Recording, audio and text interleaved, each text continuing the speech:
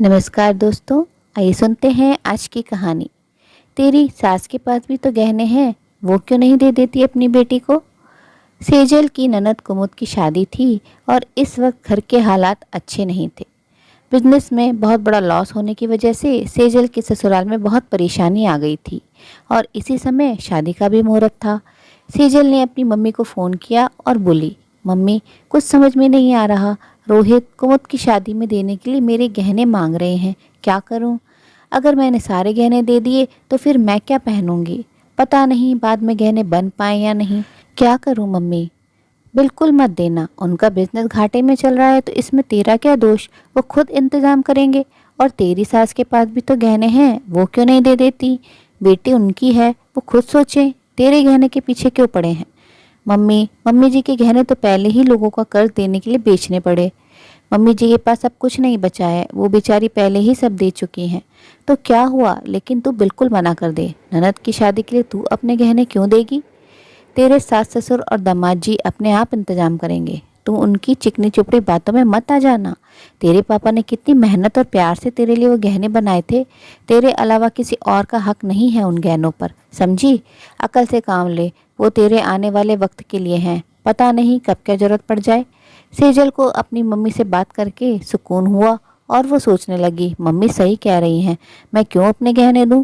वो उनकी बेटी है, वो लोग इंतज़ाम करें। पीछे नाश्ते को बुलाने आई बहू रिद्धि ने सास और ननद की फ़ोन पर हो रही सारी बातें सुन ली।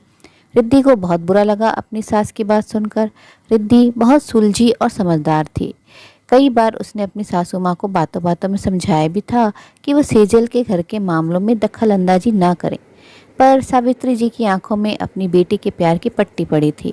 लेकिन आज रिद्धि ने सोच लिया था कि मम्मी जी को समझाना पड़ेगा। माना बेटी से मुंह रखना अच्छी बात है, पर उसके घर के मामलों में दखल देना अपनी ही बेटी की गृहस्थी बिगाड़ने का काम है। कहीं ऐसा ना हो कि बेटी के घर तोड़ने का कारण मम्मी जी बने। उसने मन ही मन एक योजना बनाई और रिलैक्स हो अपने काम में लग गई। शाम के समय रिद्धि सभी के लिए चाय बनाकर लाई। पापा जी, मम्मी जी और अपने पति सुमित से बोली, आप सबसे एक ज़रूरी बात करनी है।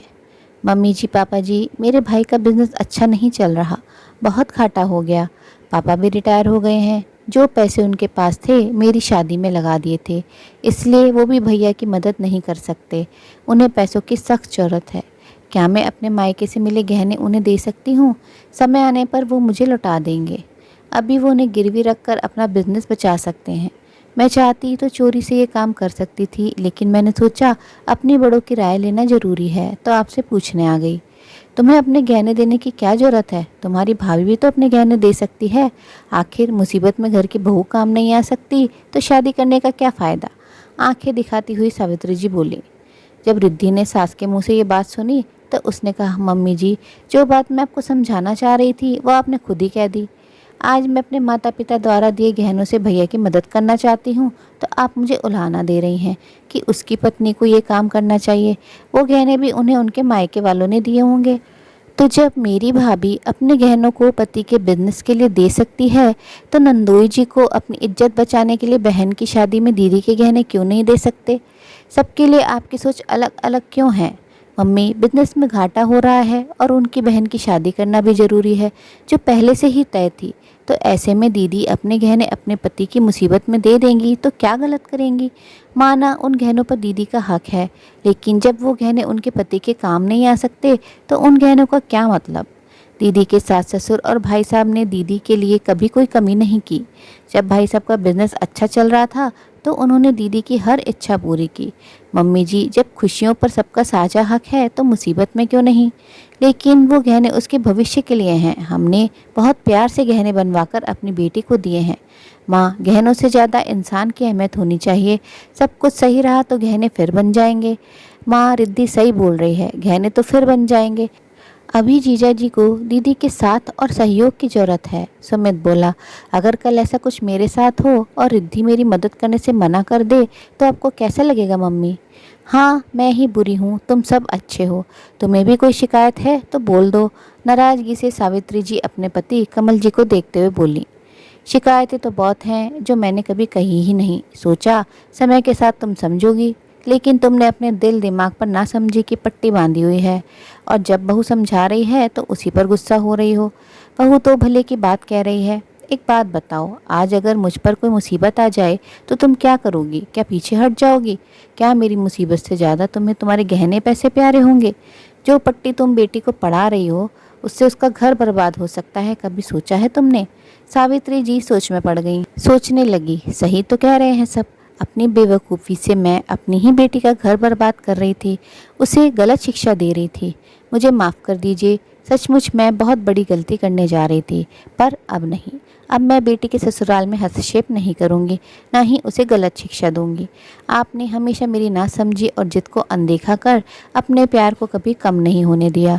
आज भी मेरी गलती माफ़ कर दीजिए। मेरी नासमझी के कारण मेरे लिए अपने प्यार को कम मत होने देना। सावित्री, मैंने तुम्हें हमेशा प्यार किया है और करता रहूँगा, क्योंकि प्यार कभी कम नहीं होता बल्कि समय के साथ और गहरा होता जाता है। सावित्री जी का हाथ पकड़ते हुए कमल जी बोले, पापा मम्मी आप भूल गए हम यहीं हैं। सुमित हंसते हुए बोला, अरे मुझे सेजल को फ़ोन करना है। सावित्री जी शर्माते हुए चली गईं। कमल जी ने प्यार से रिद्धि के सर पर हाथ रखा। ऐसी बहू हो तो हर घर में खुशियां ही खुशियां होंगी। दोस्तों, माँ को कभी भी अपनी बेटी के ससुराल में दखल नहीं देना चाहिए, बल्कि परिवार का मतलब ही यही होता है, वक्त आने पर हम परिवार की मदद करें, ना कि पीछे हटें। पैसे गहनों का क्या है, ये तो आनी जानी होती हैं। सब कुछ सही रहा तो पैसे गहने दोबारा बन जाएंगे। इसलिए रिश्तों को अहमियत दें, ना कि चीज़ों को। और अपने घर की छोटी छोटी बातें अपने मायके में ना करें, इससे बस रिश्ते खराब होते हैं और कुछ नहीं।